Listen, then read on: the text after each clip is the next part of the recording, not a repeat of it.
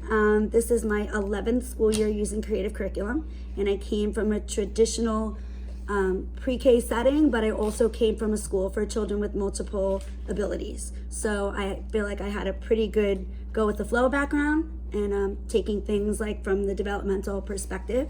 So that part of creative curriculum was easy for me.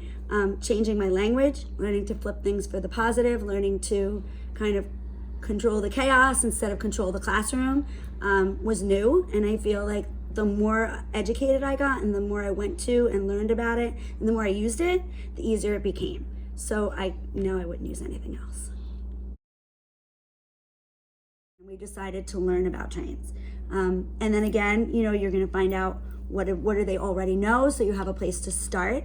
And what are those I wonder questions? What do they really, really, really want to know about trains? And what kinds of things might they not really care that much about, right? So with that said, once we have some really good I wonder questions, I try to choose, for investigative purposes, 1 or 2 I wonder questions a week. But that doesn't mean that if we're in the middle of one investigation and another point comes up, we can't kind of veer off. So I feel like we sit down for our lesson plans with reflecting on the week before and the skills that we've seen and the skills that we've scaffolded, and you know, where we see the need for skill specific lessons. And then we kind of put that in, like, well, how could we use this study to further these skills or address these skills? And it goes from behavior all the way to, you know, gross motor, all the way to cognitive, all the way to language, all the way to your pre-math skills. Like, we just kind of, we have a meeting every single week.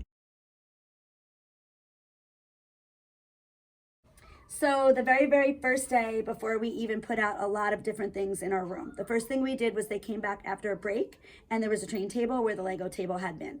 So that was kind of our, like, before that, we were outside in the playground and the train would pass by every day, and we were super excited about the fact that it passed through. So that's how we decided that we would learn about the trains, because it was something that we see every day, we hear every day, and we can experience firsthand. So after the train table came, the next day for our conversation, our meeting, we decided to find out, well, what do we even know about trains? And basically that's what it was. I sat down and I said, tell me about trains. And every time they answered, same thing, kind of stuck it up on the board. And that's kind of how we figured out where we were as far as what we already knew. When we talked about what we knew about trains, some of us seem to have a little bit more information than others. So I figured a really good way to get a scope for how much they know is if they've ever experienced it firsthand. So we decided to bring some math into it, put a little graph into it, and this became our question of the day the next day. So as the children answered, we tallied, and then we graphed from the tally. So we found out that 11 of us had been on a train, 6 of us had not. So we decided, well, let's take a train ride, and that's how we planned our field trip. So basically, when we have a question in our room, we call it an I wonder question, because we wonder about everything. So when we start out with wanting to know what the students want to learn about something, we pose it as an I wonder question. And when we come up to the board before the discussion, when they see the light bulb, they know right away that says I wonder. So I asked them basically, like, what do you wonder about trains? We already talked about the things that you know about them. So what do you want to know? What do you wonder? And then basically, as the conversation goes, I'm just writing and sticking it up there, and we just kind of keep it that way, because this way when we want to address a question, I can take it off and we can put it on the question of the day board. Okay, boys, are you ready? Because I have some questions for you. Now, we have been learning about trains for a pretty long time, wouldn't you say? Yeah. And when we started to learn about trains, Miss Rutter asked you a question. I said, so tell me something. And we weren't train experts yet, were we? We didn't know that much. But we did know some things, right? Like, I heard that a train says choo, choo, choo. And I heard that some trains use coal.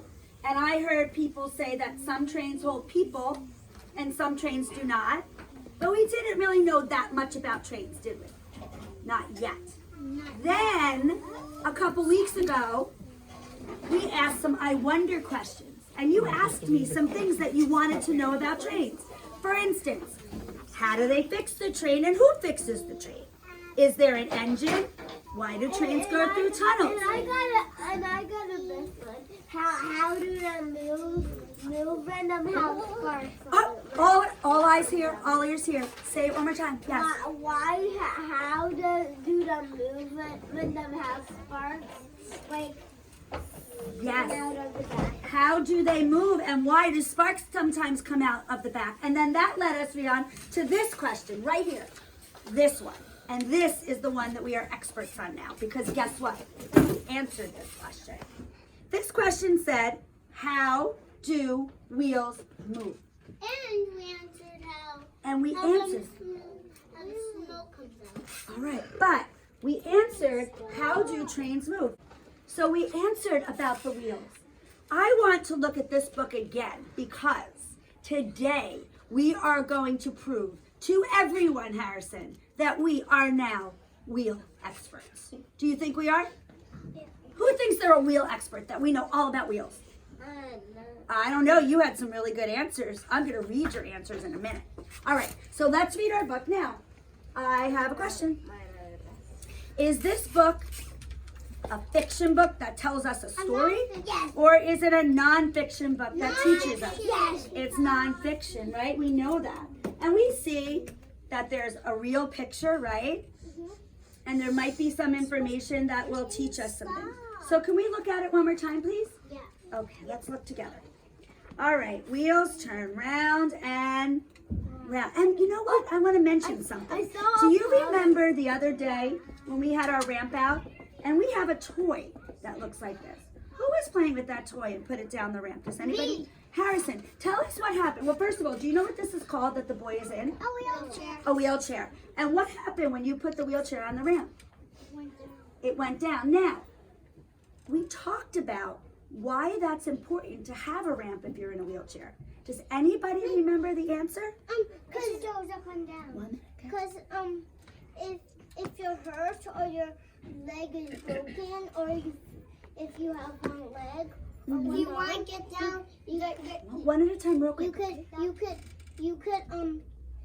if you get hurt somewhere or you broke something, you could use a wheelchair and someone could push you if they have the handle. Yes, but there's a point that I think Harrison is going to make to add to that. Ready? What would you want to say? So if they're in a wheelchair and they couldn't get down, they were just stairs. They need a ramp so they can help them get down because the wheels made them go down the ramp. Absolutely. If you are in a wheelchair, you cannot get down those stairs, but that ramp helps, right? And then you'll be able to get up or down. All right, that was super wonderful. Now, I have to put them when I get up. I would like for one group that's going to stay with Miss Rudder. And of course, are we going to change groups? Yeah. And of course, will you get a chance to be in every group? Yeah. Yes. The group on the carpet with Miss Rudder today, we're going to make wheels again. And we're going to test them. But guess what else we're going to do? What?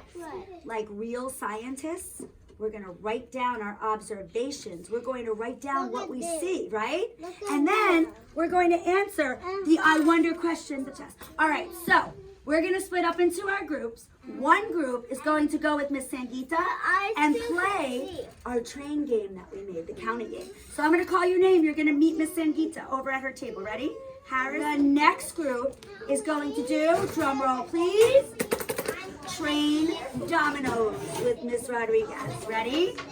And that is Elliot. And guess what we're going to do right now on the carpet? Yep, you got it. Get started. Make me some wheels. Go ahead.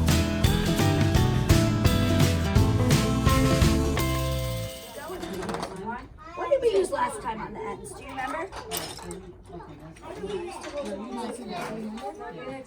All right.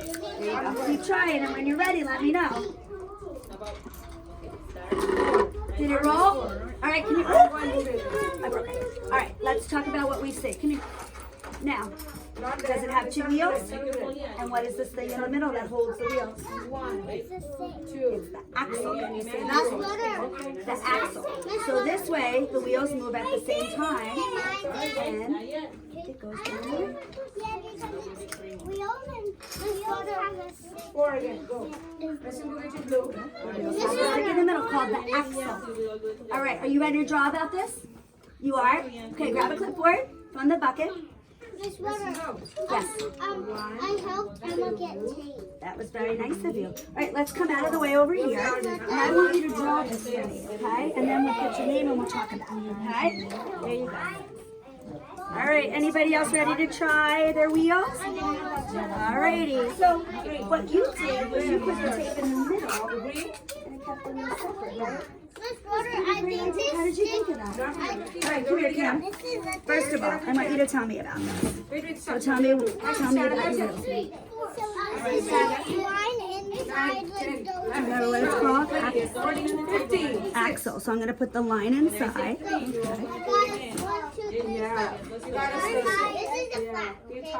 And why do you need the line inside? Because you need room for the flag to go. Oh, okay. Gives you room for the wheel. All right, Cam.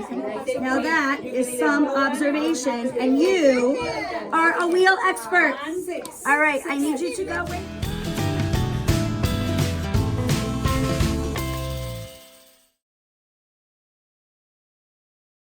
So once again, we had the question, have you ever ridden a train? And we found out that almost half of us had not ridden on a train before.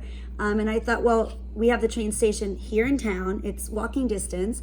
And before I asked the children if they were interested, but before I kind of promised it to them, I reached out to the families and I said, this is something that we're going to need all hands on deck for. So how many families could commit to having an adult come with us that day? And then they sent that back and literally came back the next day, and every family offered to have some family member, whether it was grandparent, uncle, cousin, adult sibling, join us. And then some joined us as a family. So leading up to it, we kind of talked about, we made our ticket booth that we have in the classroom, and we did some of our math in that ticket booth for the week, like selling tickets, buying tickets, how many tickets do you want, how many dollars would that be, just kind of role playing and counting, a little bit about money. We talked a little bit about the clock, very, very simply, like if you wanted to take a train, how would you know when to take that train? So we did some activities with that in mind. And then the day of the trip was so exciting. So we walked down to the train station. I had pre-bought the adult tickets, but we still kind of role played at the ticket window and bought a ticket while we were there, and talked about what that was like. Then we walked up to the platform where we had already discussed the safety rules, so they knew what to expect. And we looked at that yellow line, keep back. We got on the train, and we were super lucky to have a conductor that was amazing and was so vested, took pictures with us, showed us where the best place to sit would be. And then we just used our language. Is it a single decker or a double decker? Do you want to sit upstairs or downstairs? Are there enough seats there for all of us to fit? Things like that. We rode the train 2 stops, and then we had 45 minutes at Rahway train station, which was so wonderful because it was so clean and such a great place. Like, they had a courtyard, they had a little convenience store, so some of our parents went in and said, would you guys like a snack? And then we kind of hung out there, like if we were commuters, what would you do while you waited for the train? A conductor coming off shift came and talked to us, which was totally spontaneous, and took pictures with us. And then we were mindful of the clock. Okay, it's time to go up, remembering our rules, getting back on the train and riding it home. And then that was a Friday. We got back at dismissal time, but the very next Monday, first thing, we journaled. We had our journals out, and we kind of wrapped it up that way. And then we talked about it also in our large group that day. So the WOW experience that we're going to have is that a man who is actually the president of the Freeholders for Middlesex County is a family friend, but he also retired from Conrail. So we've been doing a lot of talking about passenger trains, and this week we're kind of focusing on freight trains. So he's going to explain to us how they work and what his experiences were like, and just kind of answer some of our wonder questions while he's here. So at the end of each study, we try and do something that, just kind of brings it all home for us, a chance for us to share our knowledge, or have an experience that we might not have had. So a lot of people would have said, we rode the New Jersey Transit train, and I think some people would have thought that would have been a great culminating activity, but for me, I felt like that was a really good place in the middle of the study, right? We've already kind of talked about it. We have already talked about a passenger train and what the jobs are like there, so we put that smack in the middle. So for us, the culminating activity now is going to be pretty much something that we come up with as a group. It might just happen. In the past, we've done an art study, And at the end, we threw a giant art show. And because we're a Y-based facility, we also like to do service projects. So we sold our art and we raised money for art supplies for a local hospital. So we may have something service-oriented that kind of folds in there, and it just kind of happens organically. I don't say that I start a study with a culminating idea in my mind, maybe in the back of my mind, but it's really just kind of led where we go and how we get there. But it's always something. Use the guides, use the curriculums that are, the studies that are done for you 100%, right? And like, you'll find your niche. Like I always say, when somebody asks me, well, there's so much information in these studies, like, do I have to use every single question exactly this way? And what I normally say is, this is a great guide. I would definitely read over it before you're ready to use that part of the guide, but then things are gonna happen organically. And I think the best advice that I could give is remember that it's a child-led conversation, it's a child-led study. And once you kind of commit yourself to that, the conversation just kind of becomes more organic, and then you're just gonna follow their lead. And it really does become easy, and it's a lot easier, I think, than you think to get started.